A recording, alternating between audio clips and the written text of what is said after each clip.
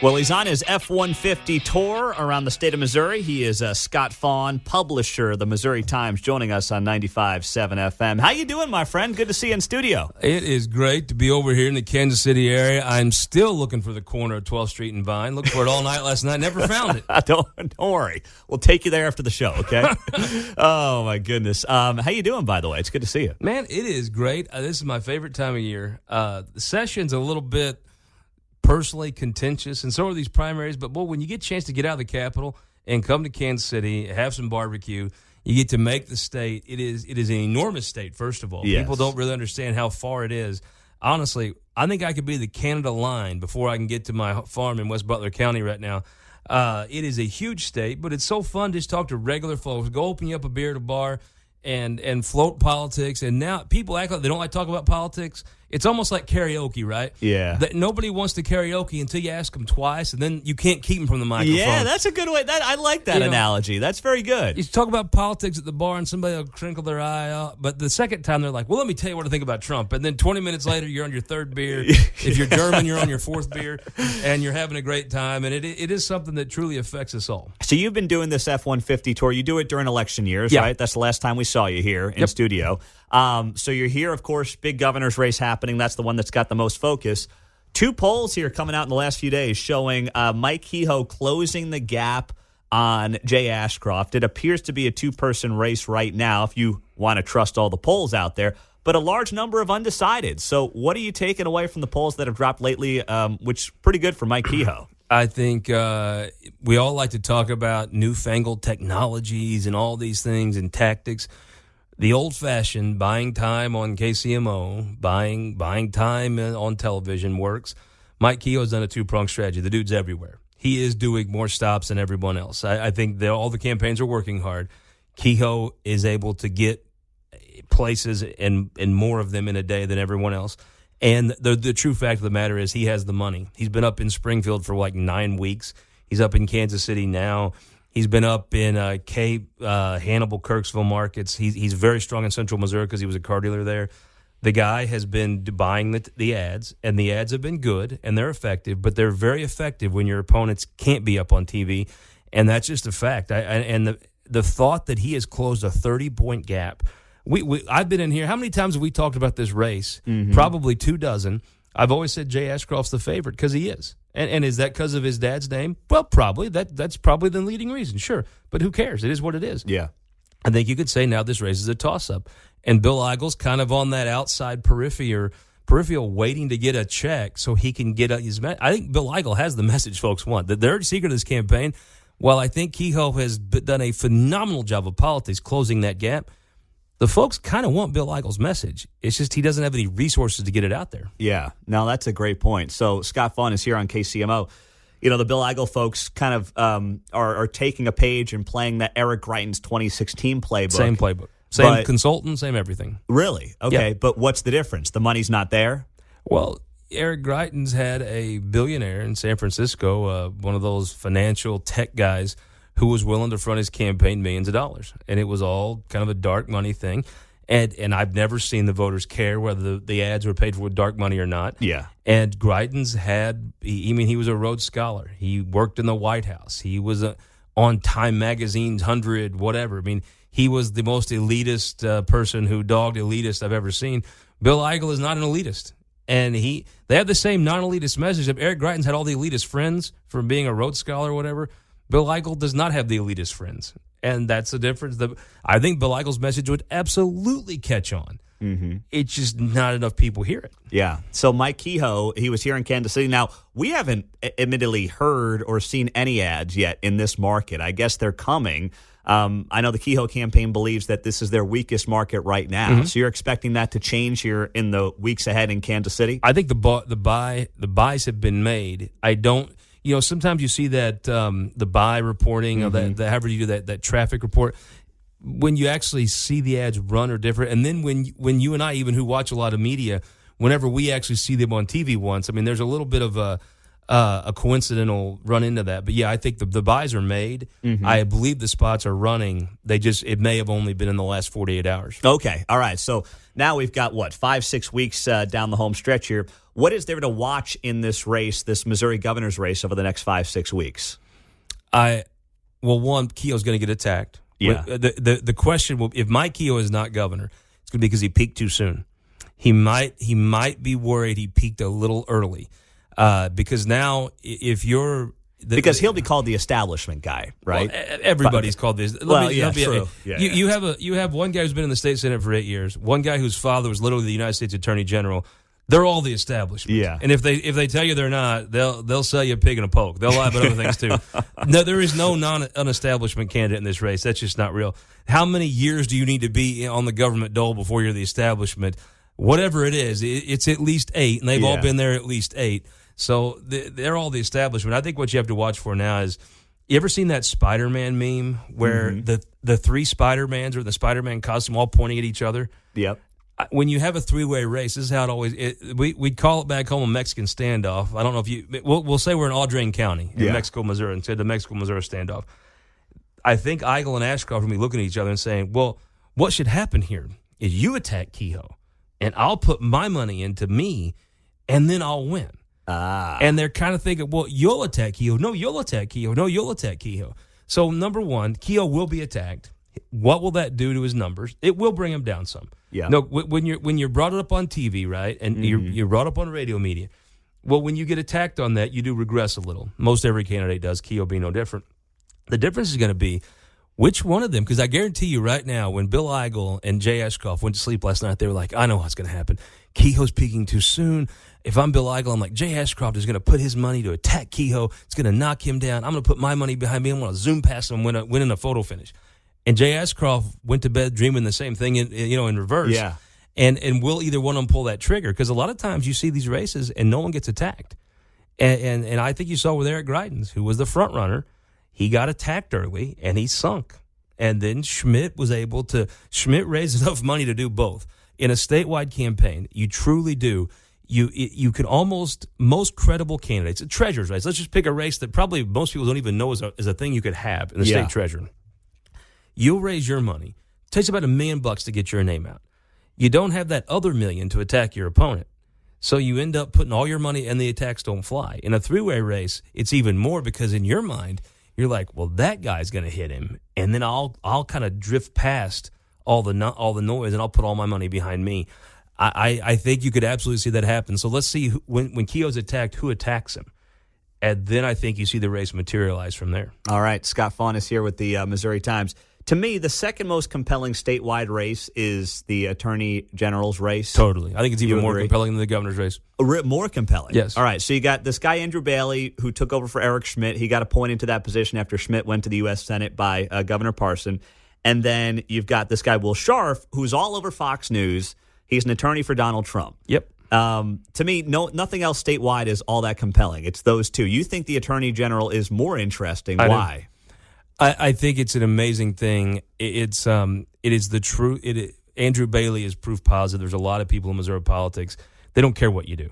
He has done all the crazy stuff. If you're crazy and angry, he's done all your crazy angry. He's checked every crazy angry box. It's just he's in office, so you don't like him.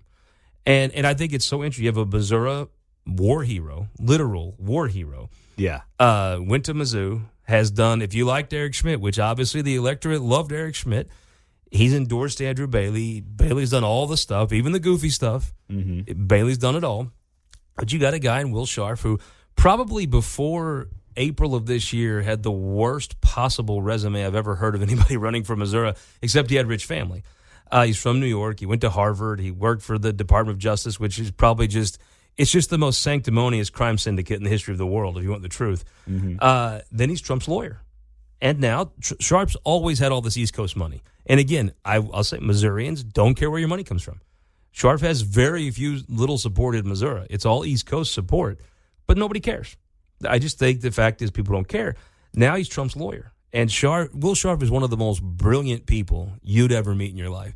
Probably of the people I could text in my phone, Will Scharf's probably the smartest person that I could actually text in my phone, except for Jeff Myers and Martin Rath, who's in the studio with us. Except for those two guys. I think Will Scharf's probably the most brilliant person I could actually get on the phone. And I think I think his story was just awful. I mean, no one in Missouri would want to hear okay, so you're from New York City and you went to Harvard and you work for the Department of Justice. Yeah, thanks. Not interested. But when he's Trump's lawyer, changes everything. Mm-hmm. Now, I think that race is interesting. I saw you can tell a lot from polls, right? Yeah, polls are very interesting, and I think I like to say, show me 3 with the same trend line, then I'll believe them. Show me 1 I don't. I've seen 4 polls now that show Bailey within 15 to 20%, which would make sense. Bailey's the incumbent, he's in the news all the time. If Scharf wins this race, he's going to come on at the end real strong and eclipse him. I mean, that's the Greitens play. That's the play when you're not known. You kind of ramp up for the big crescendo at the end. And then they put out a poll showing them only down 4, which I don't believe, which is kind of intuitive. When the Scharf campaign put out a poll showing them down 4, I'm like, who are you trying to convince here, and why are you trying to convince them? It could be some of that Washington money is like, okay, we poured all the $3 million in, and we're not in a good place. But I think it's going to come down to, does Will Scharf get a Trump endorsement? Yeah, which I think is totally possible. I think if you're Andrew Bailey, you're looking at these Washington people, and you're like, okay, I've done all your Federalist Society mumbo jumbo. I've done all your Republic raga junk. Yeah, I'm suing New York in some silly lawsuit for the Trump campaign. And you just want some of the Scharf family money, and you're willing to throw principles and whatever under the bus because we want to get paid. It's going to be so interesting. Now, if the Trump endorsement comes, I think there's only one endorsement that really matters. I think it's going to shake up everything, and I think Will Scharf could be Attorney General. But I think he needs that endorsement, and a lot of folks assume it will happen, and I kind of do too. But if it doesn't, that's I think Andrew Bailey will be elected. Yeah. Well, first off, before we get to Chiefs Royals, I know you loved the story out of the Jackson County GOP headquarters clogging the toilet at the David Martin State Senate event from 2 Saturdays ago. Oh, you ever seen anything like that? It's everything. The cops called out after a clogged toilet. This is my white trash hillbilly advice to folks everywhere. If the cops come to your event as a candidate, don't ask to speak to a supervisor.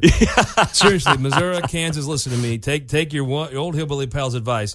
If the cops come to your political event, don't ask to talk to the supervisor because you're probably going to do it in handcuffs. Yep. He's lucky it went as bad for him as it did. Yeah. Don't ask to speak to the supervisor. It's a bad move every time. I agree, man. I agree. All right. Chiefs, Royals, you know what's going on. We all know what's going on with Kansas making a play. You reported last week that you think Clay County's back in the mix for the Royals. What are you hearing, and what does that look like? There's no doubt Clay County's back in the mix. I think you've seen Kansas City leaders up there in the north end look around. Listen, I want to first of all just say that I think the Royals are a JV team and they should be in a JV state. You're lucky you guys swept the Cardinals over the week, or the Giants over the weekend, right? Yeah, it's a tough subject right now. The Cardinals are in such an awful state, a state the Royals would call utopia, but for us it's a terrible situation. I mean, there's weeping and gnashing of teeth. But no, I think the truth of the matter is the voters rejected it in a substantial way. Mm-hmm. I think that was the death knell for the downtown stadium. I personally think the downtown stadium would be great. I think that's where the best place for baseball. I think the Royals could be successful there. However, as far as a little bit out of downtown, that Northland site's great. Mm-hmm. I mean, the vision they have around it, and I've seen this in other places. It's not just the stadium; it's the building and community around the stadium. I think you're never going to see that much land put together that close to downtown. You can see the skyline from the ballpark. I think the North. If I just give you a stein of knowledge prediction, I think the Northland is going to take the Chiefs. The Chiefs? No, I'm sorry, the Royals. Okay. I think the ballpark's going to be beautiful. I think they will bring to life the outlying concert venue and the condos and the office buildings. I actually think no one will feel sorry or feel regretful once they see it fully. It'll take 6-7 years to get everything done. Mm-hmm. But when you could say, okay, this project's done, I don't think anybody will regret it. And I think the Chiefs will stay at Arrowhead in a refurbished Arrowhead. I think the Hunt family is not ones that want to be out on the limb on stuff.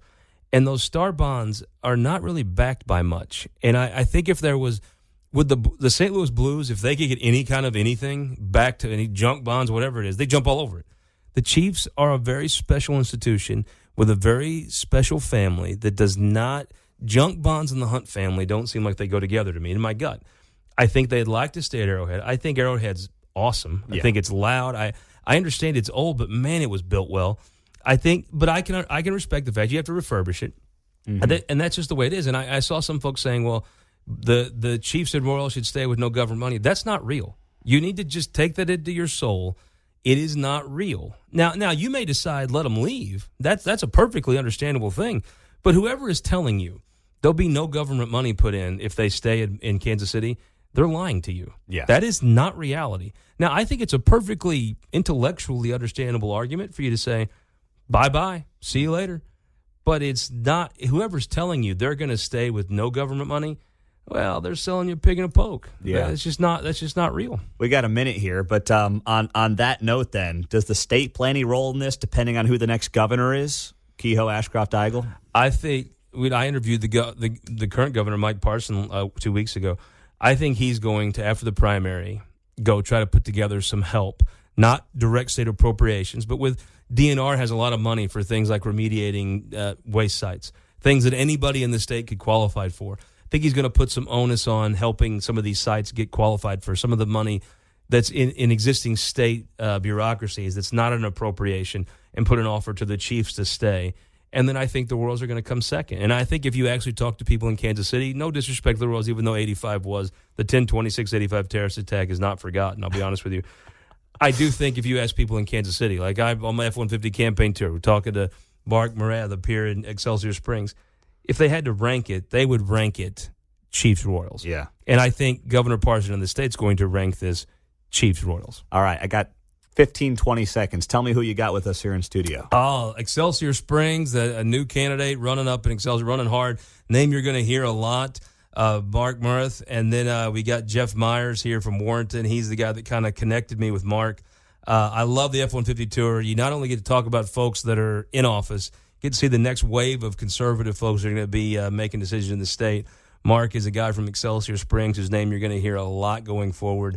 And that's the cool thing about the F-150 tour. You get to not only to have a beer with folks and talk about the governor's race, you get to meet a lot of folks that's going to be here on KCMO for the next 8 years. Love it. Scott Faughn, thank you, buddy. You bet.